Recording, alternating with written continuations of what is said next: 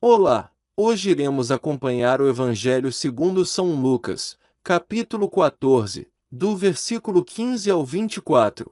Naquele tempo, um homem que estava à mesa, disse a Jesus: Feliz aquele que come o pão no reino de Deus. Jesus respondeu: Um homem deu um grande banquete e convidou muitas pessoas. Na hora do banquete, mandou o seu empregado dizer aos convidados: Vinde, pois tudo está pronto. Mas todos, um a um, começaram a dar desculpas. O primeiro disse: Comprei um campo, e preciso ir vê-lo. Peço-te que aceites minhas desculpas.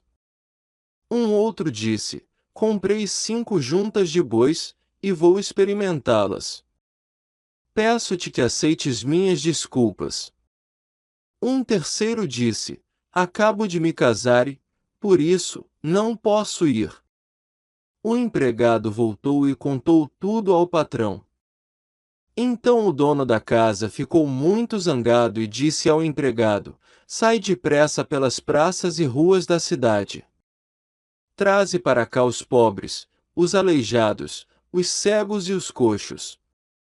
O empregado disse: Senhor, o que tu mandaste fazer foi feito, e ainda há lugar. O patrão disse ao empregado: Sai pelas estradas e atalhos, e obriga as pessoas a virem aqui, para que minha casa fique cheia. Pois eu vos digo: nenhum daqueles que foram convidados provará do meu banquete. Palavra da salvação. Glória a vós, Senhor. Santo Ambrósio escreveu: Portanto, o homem da santa milícia é ordenado a desprezar os bens da terra. Pois quem, prestando atenção às coisas de pouco mérito, compra bens terrenos, não pode alcançar o reino dos céus. Porque o Senhor diz em Mateus 19, versículo 21, Venda tudo que você tem e siga-me. Ele continua, e outro disse: Comprei 5 juntas de bois e quero ir experimentá-las. Não é que o casamento seja insultado, mas a virgindade é muito mais honrosa. Porque a mulher virgem pensa no que é do Senhor, para santificar o corpo e a alma, enquanto a mulher casada pensa nas coisas do mundo, em 1 Coríntios 7, versículo 34. Ou considere que 3 classes de pessoas estão excluídas desta refeição: os gentios, os judeus e os hereges. Os judeus impõem a si mesmos o jugo da lei no sentido material. Os 5 jugos representam os 10 mandamentos, dos quais se diz em Deuteronômio 4, versículo 13, Ele te revelou a sua aliança, que te ordenou que pusesses em prática as 10 palavras que escreveu em tábuas de pedra, isto é, os mandamentos do Decálogo.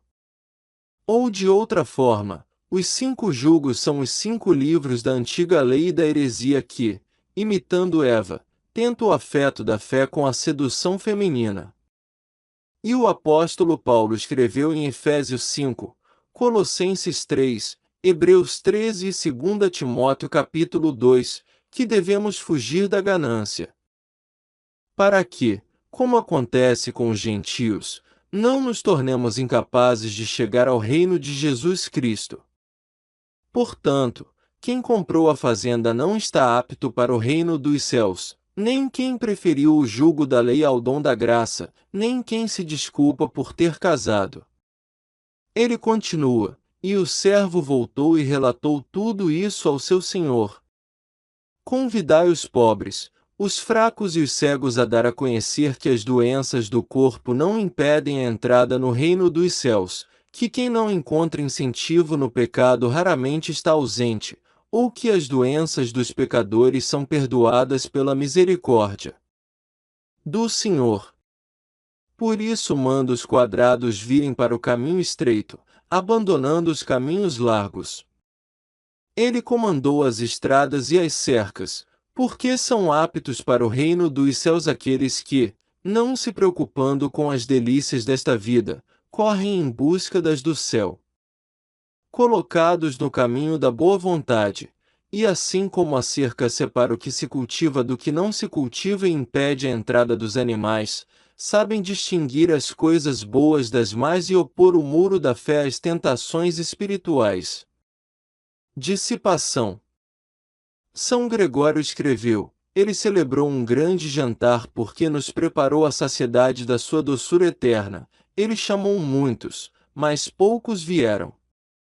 Porque muitas vezes acontece que mesmo aqueles que estão sujeitos a ele pela fé contradizem o convite eterno com suas vidas.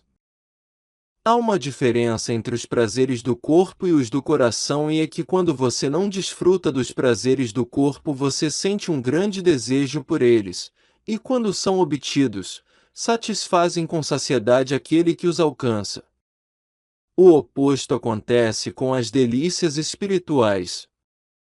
Quando não estão presentes, parecem desagradáveis, e quando são alcançados, mais são desejados.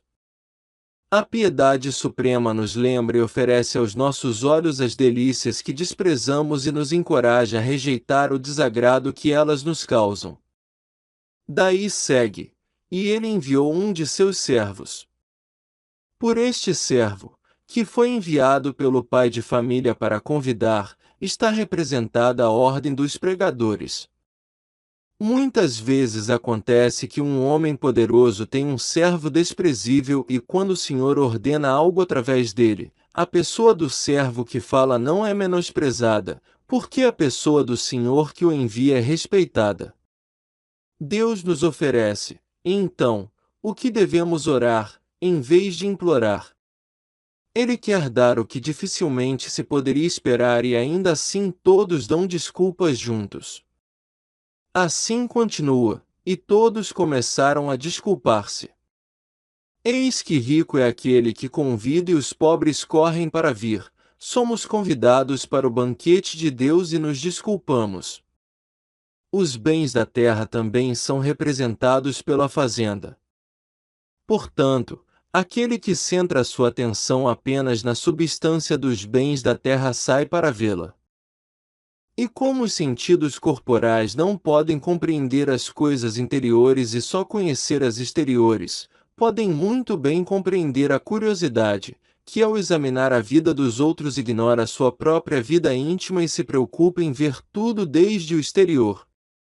Mas é preciso notar que aqueles que, por terem comprado uma fazenda, e aqueles que, para testar as juntas de bois, se escusam de ir ao jantar de quem os convida, confundem as palavras de humildade.